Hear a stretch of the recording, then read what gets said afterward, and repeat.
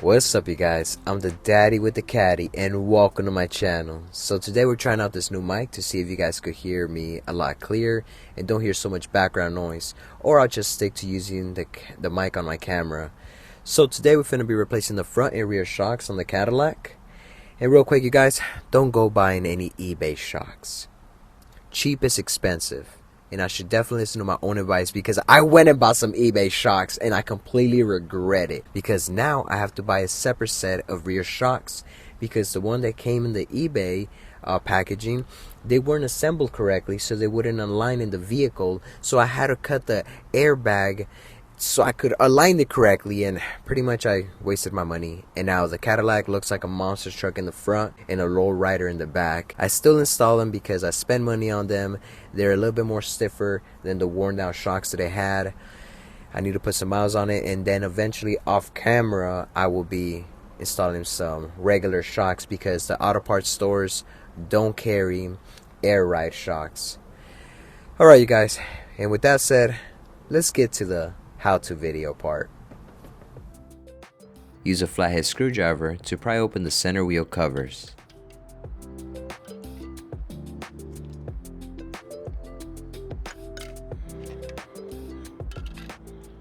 Step on the emergency brake pedal to set the parking brake on. Raise the vehicle up with a floor jack and support it on jack stands.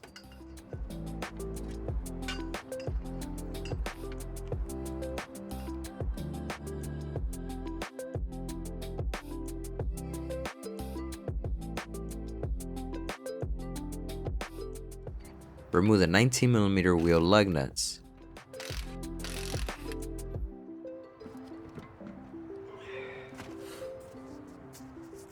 Reposition the floor jack to support the lower control arm.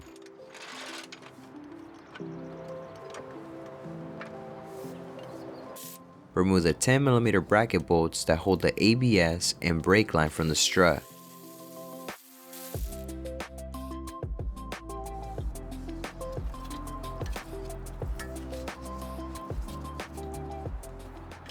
Remove the two 24mm strut bolts.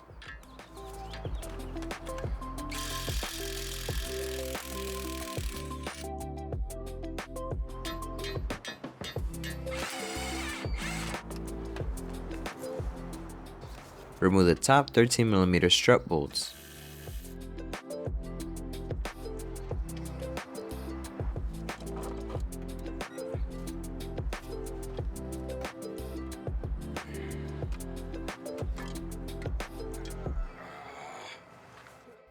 Check out the bushings on the old strut. They're completely worn. The new one looks great. Remove the top nuts and install the new strut.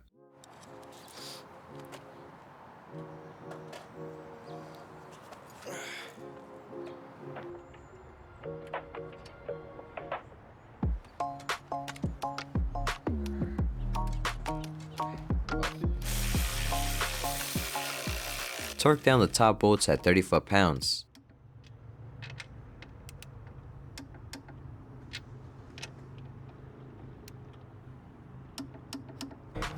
Use a big flathead screwdriver to align the lower struts with the knuckle holes and insert the bolt. A small thin flathead screwdriver might break. Get your ass in there.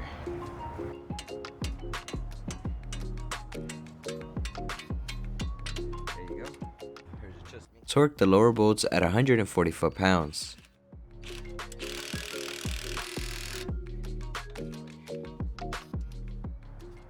I did have to bend the brackets just a little bit so they can fit properly on the new struts. Okay, now we're going to work on the rear shocks. Unplug the air pump.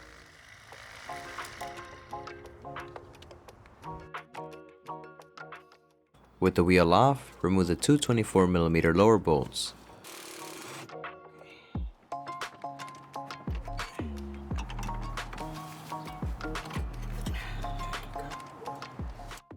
From the inside of the trunk, remove the 13mm or 15mm top nuts.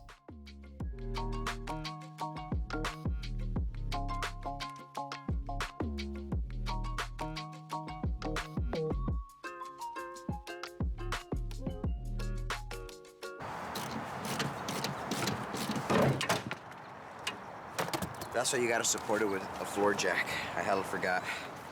Alright, I made a rookie mistake. Before removing the top bolts, reposition the floor jack to support the lower control arm like I did in the front.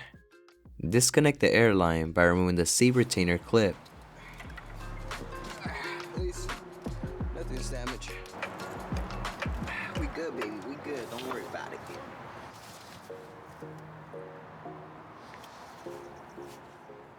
Check out how worn the old shocks were.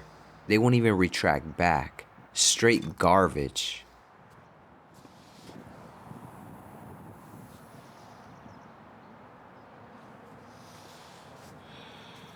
The big flaw that I saw with the new shocks is that the holes don't line up correctly.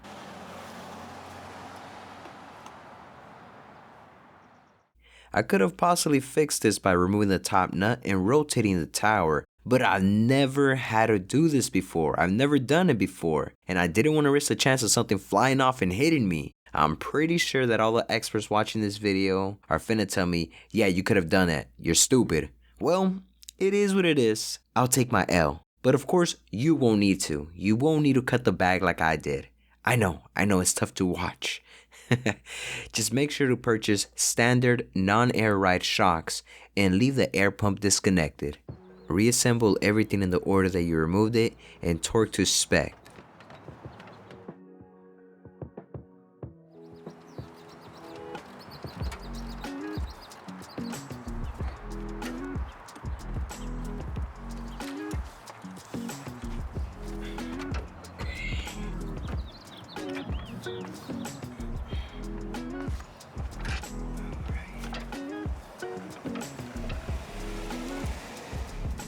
Alright, if y'all found this video helpful, hit that like button for me, bruh.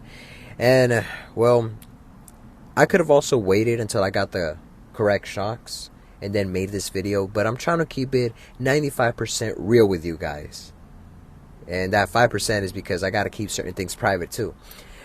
So, yeah, hopefully y'all found this video entertaining, helpful, and I'll see y'all in the next one. Late.